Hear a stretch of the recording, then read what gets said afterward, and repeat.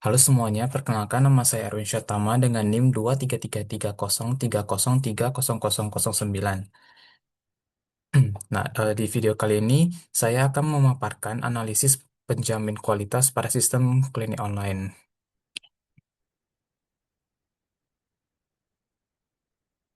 Nah, di sini studi kasus yang saya pilih adalah sistem reservasi klinik online.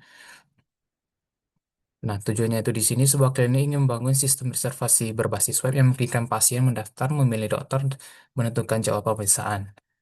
Nakmin klinik mengelola jadwal dan konfirmasi reservasi, sistem harus akurat, aman, dan memiliki ketersediaan tinggi. Nah, di sini pertanyaannya pertama, jelaskan aspek kualitas perangkat lunak apa saja yang paling kritis untuk studi kasus yang Anda pilih. Berikan alasan jelas teknik yang relevan. Yang pertama itu ada aspek kualitas kritis dan alasan teknis.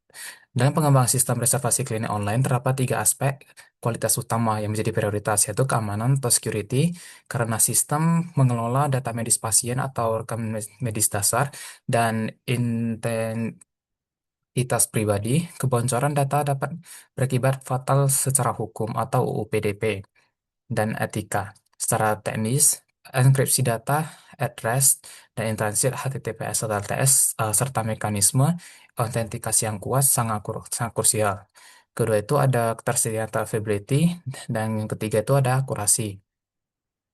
Nah, pertanyaan kedua, nah salah satu model dari ISO dan jelaskan bagaimana karakteristik pada model tersebut diterapkan untuk memastikan kualitas sistem Anda. Nah, di sini itu sistem ISO 25010 ini mempunyai karakteristik yaitu functional stability, reliability kehandalan, usability, portabilitas, dan security. Nah, kemudian soal yang ketiga, jelaskan bagaimana proses penjaminan kualitas diterapkan dalam tiap fase STLC. Nah, jawabannya itu ada requirement, design, implementasi, pengujian, dan deploy. Nah, kemudian di soal keempat, di sini disuruh untuk buat rencana SQA yang mencakup sasaran kualitas, strategis kontrol kualitas, standar pengembangan prosedur audit, dan dokumentasi yang harus dibuat. Nah, di sini rencana yang saya susun itu ada sasaran kualitas, strategi kontrol kualitas, standar pengembangan, prosedur audit, dan dokumentasi. Kemudian yang nomor 5, jelaskan langkah-langkah verifikasi dan validasi yang harus dilakukan untuk menjamin bahwa sistem sesuai requirement dan bebas dari catat utama. Nah, di sini kita ada buat langkah-langkah verifikasi, yaitu ada verifikasi are we building the product right, sama validasi are we building the product right, are we building the right product. Nah, kemudian yang keenam itu soal keenam, rancang minimal 3 pengujian, unit test, integration test, dan functional test. Nah, bisa dilihat seperti tabel berikut ini. Nah, kemudian di sini juga ada diberikan sebuah diagram. Nah, ini adalah contoh dari diagramnya. Ada diagram alur SQA dalam SDLC. Di sini ada fase dan output. Fase satu itu requirement, aktivitas, review dokumen dan kebutuhan, validasi stakeholder, cek konsistensi. Nah, punya itu dokumen dari SRS, software requirement specification, tervalidasi. Ada fase 2 itu desain, aktivasi peer review arsitektur, inspeksi desain database, verifikasi desain, terhadap SRS, apunya itu dokumen desain SST yang disetujui. Fase ketiga itu implementasi, aktivitasnya itu ada code review, static analysis, penerapan standard coding atau OSP, pair programming. Nah, punya itu kode bersih atau clean code, laporan analisis statis. Fase keempat itu ada pengujian atau aktivitas eksekusi unit test, integration test, system test, dan UAT.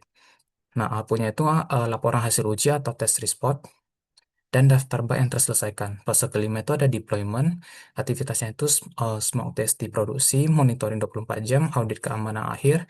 Nah, apunya itu sistem live dan laporan monitoring pasca rilis. Nah, yang kedua itu diagram 2 itu proses verifikasi dan validasi VNV, artefak perangkat lunak. itu melakukan dua hal, yaitu verifikasi dan validasi.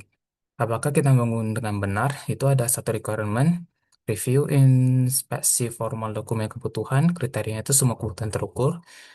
Dua, design review, peer review arsitektur dan database kriteria konsisten dengan SRS. Yang tiga itu core review, static analistik, kriterianya itu zero critical, coveragenya itu lebih besar dari 80%. Yang keempat itu ada test case review, verifikasi test case versus requirement, kriterianya itu satu test case per kebutuhan. Nah, di sini kalau yang validasi, apakah kita bangun yang benar? Dan di sini itu ada satu sistem testing, black box, end-to-end test, kriterianya null defect severity 1 dan 2. Dan kedua itu performance testing, load testnya itu Gmeter 500 concurrent, kriteria itu response time-nya itu lebih kecil dari 3 detik. Yang ketiga itu security testing, ada penetration test, OWASP checklist. Nah, kriterianya itu no checklist kritis, OWASP top 10. Yang keempat itu ada UAT, itu pengujian oleh pasien dan admin klinik, kriterianya itu acceptance rate lebih besar dari 90%. Nah, ketika kedua hal ini sudah memenuhi, maka perangkat lunak yang berkualitas itu siap rilis ke produksi. Nah, yang ketiga itu diagram alur pengujian logika. Dan di sini pasien memulai membuka aplikasi, kemudian mereka akan melakukan login. Di sini akan mengakses post API out/login. Nah, ketika berhasil, maka mereka akan mendapatkan token, dan yang di mana para token ini akan dibuat sebuah sesi agar mereka dapat satu total login. Yang kedua itu akan mereka menjadwal di get API Doctor Available Slots. Di sini mereka akan mencari slot, dan ketika slot yang mereka pilih itu ada, maka mereka akan mengembalikan HTTP 200 tersedia dalam response. Yang ketiga itu buat reservasi post API reservations. Nah, ketika mereka melakukan reservasi, maka akan mengembalikan nilai 201 atau body berisi reservation ID, dan statusnya itu sukses atau berhasil. Nah, jika terjadi konflik, apakah terjadi konflik?